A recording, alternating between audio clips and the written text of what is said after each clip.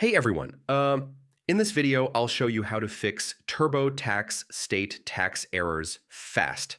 Yeah, if you're getting an error while filing your state return, it can be really frustrating, especially when your federal return is already done, but most of the time it's actually a simple fix once you check a few key things. So first, review your state tax information carefully.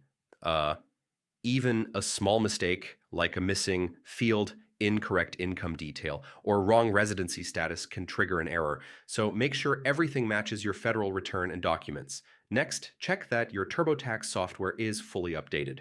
Yeah, state forms are updated frequently, and using an outdated version can cause errors or missing data issues. After that, verify that you've completed your federal return correctly. Sometimes, errors in the federal section can carry over and affect your state filing. So fixing those can automatically resolve state issues. Also, make sure you've selected the correct state and filing status. Choosing the wrong state or incorrect residency type can lead to calculation errors.